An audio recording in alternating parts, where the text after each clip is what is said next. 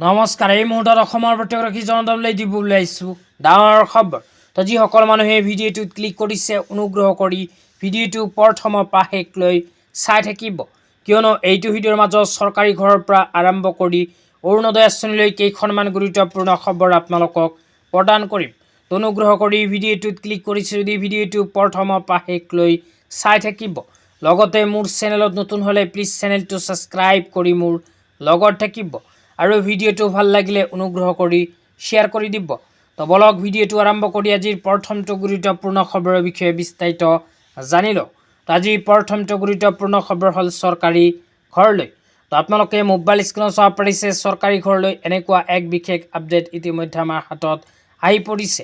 ইয়াতে কি লিখা আছে পঢ়ি শুনাই দিছোঁ। ইয়াতে লিখা আছে प्रधानमंत्री आवास योजना ग्रामीण के तहत मकान निर्माण की सहायता राशि के बारे में जानने के लिए।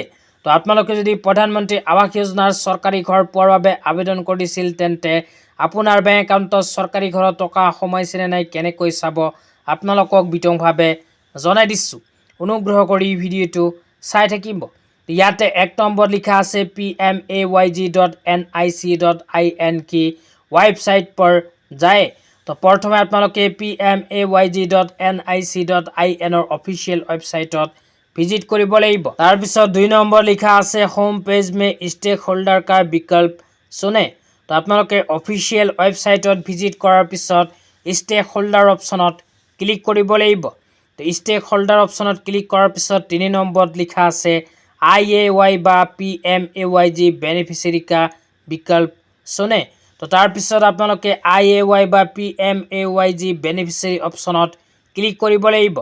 क्लिक करार पिছত 4 नम्बर लिखा আছে अपना राज्य जिला तहसील पंचायत आदि की जानकारी भरे। तो तार पिছত आपनालोके निजर जिलाखনৰ नाम, राज्यखনৰ नाम, गाँव पंचायतर नाम, ब्लকৰ नाम सिलेक्ट करिब लागिब। तार पिছত एकेबारे शेषत কোৱা হৈছে अपना नाम डालकर सर्च को सुने और जानकारी प्राप्त करे। तार पिছত आपनालोके सार्च ऑप्शनत क्लिक करि निजर निजर नामखन लिखिब लागिब। लिखि पेলাই सार्च কৰি দিলেই আপোনাৰ নামটো আহি যাব। তাতে যদি আপোনালোকৰ নাম আহে তেন্তে চৰকাৰী ঘৰৰ টকা আপোনাৰ বেংক একাউণ্টত সোমাই গৈছে। তেতিয়া আপোনালোকক দিব ওলাইছোঁ আজিৰ দ্বিতীয়টো খুবেই গুৰুত্বপূৰ্ণ খবৰ। আজিৰ দ্বিতীয়টো গুৰুত্বপূৰ্ণ খবৰ হ'ল অৰুণোদয় আঁচনিলৈ।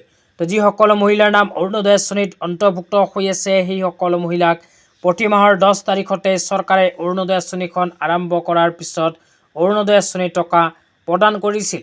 কিন্তু যোৱা 10 এপ্ৰিল তাৰিখে মহিলাসকলে লাভ কৰা নাই অৰুণোদয় আঁচনিৰ টকা। তো চৰকাৰে আগতীয়াকৈ যোৱা মাৰ্চ মাহত অৰুণোদয় আঁচনিৰ টকা একেলগে 9,000কৈ প্ৰদান কৰিছিল। সেই 9,000 টকাৰ ভিতৰত এপ্ৰিল মাহৰ টকাও মহিলাসকলে লাভ কৰিছে। এপ্ৰিল মাহৰ টকা যেহেতু আগতীয়াকৈ লাভ কৰিছে সেইকাৰণে আমি ক'ব পাৰোঁ হয়তো মহিলাসকলে অহা মাহৰ পৰা আকৌ নতুনকৈ অৰুণোদয় আঁচনিৰ টকা পোৱা আৰম্ভ কৰিব। আজি ইমান